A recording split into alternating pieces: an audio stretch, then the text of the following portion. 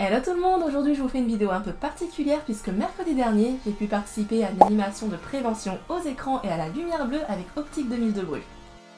En tant que youtubeuse et gameuse, je passe énormément de temps sur les écrans et selon moi c'était important d'y participer car il est vrai que les jeux vidéo ne sont pas sans danger. Du coup j'en ai profité pour poser des questions sur la lumière bleue à une opticienne diplômée et je vous laisse avec la vidéo pour découvrir tout ça.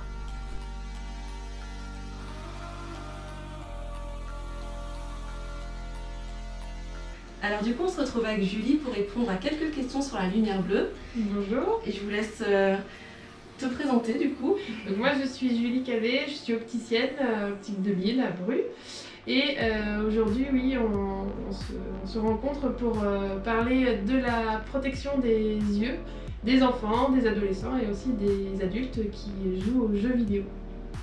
Alors du coup Julie, qu'est-ce qu'une lumière bleue exactement? Eh bien la lumière bleue c'est une partie de la lumière que l'on voit partout. J'ai un petit exemple ici, vous pouvez la voir en fait quand vous visualisez un arc-en-ciel tout simplement, où du coup vous avez la lumière qui arrive dans la goutte de pluie et on voit toutes les couleurs qui existent dans la lumière que l'on a partout autour de nous, qui vient du soleil ou des ampoules. Et la lumière bleue, c'est cette partie-là. Il y en a une toute petite partie qui est nocive et qui peut rentrer jusqu'à l'œil. D'accord. Et du coup, c'est quoi le danger de ces lumières?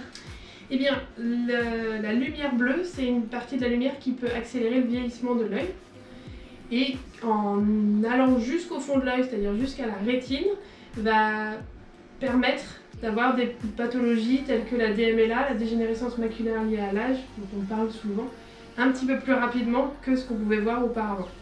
Donc c'est pour ça qu'il faut s'en protéger. D'accord. Mais du coup, pourquoi c'est particulièrement nocif pour les enfants?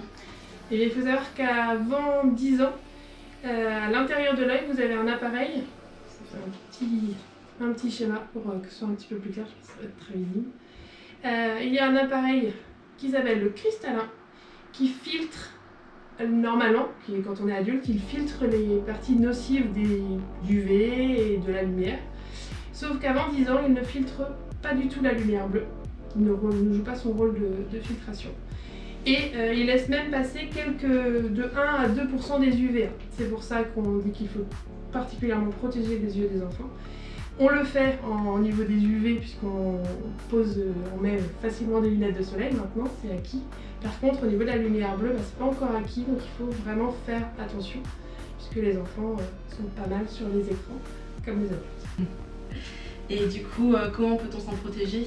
Eh bien, pour s'en protéger, il y a plusieurs possibilités. Aujourd'hui, tout ce qui est écran, vous avez la possibilité de baisser la luminosité ou de mettre un filtre qui permettent de protéger votre œil. Dans les réglages de vos écrans, que ce soit tablette, smartphone ou écran d'ordinateur, vous avez dans les paramètres la possibilité de mettre un filtre qui vous protège et également de porter des lunettes avec ce filtre-là.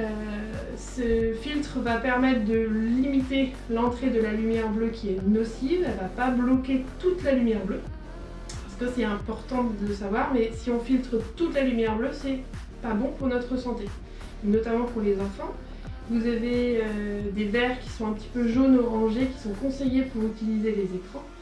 Ils peuvent être portés occasionnellement mais surtout pas toute la journée, puisque dans ces cas-là, ils filtrent la totalité de la lumière bleue. Et pour la santé de l'enfant, pour le bien-être, puisque si on n'a pas de lumière bleue, eh ben, on est beaucoup plus triste, tout simplement. Donc il faut éviter de les porter tout au long de la journée. Et sinon, quand vous avez un enfant qui porte déjà une correction, il est possible de mettre ce traitement sur les lunettes avec la correction.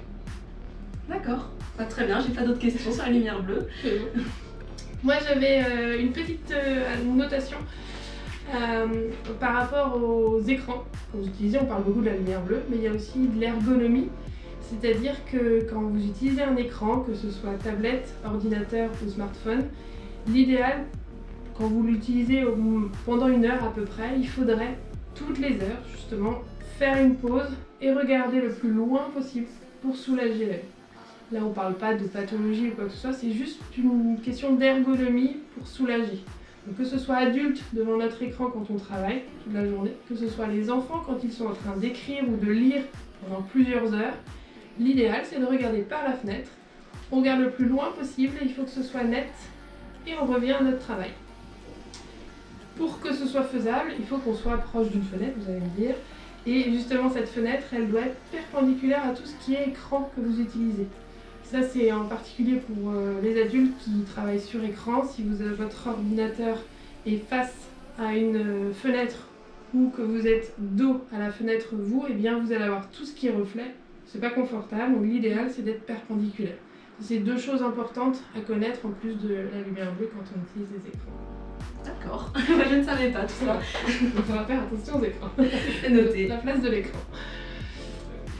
Et bien voilà, j'espère que ça a été assez clair pour la majorité des personnes qui ont écouté. Bah, c'est vrai que c'est pas très connu en soi la lumière bleue, donc...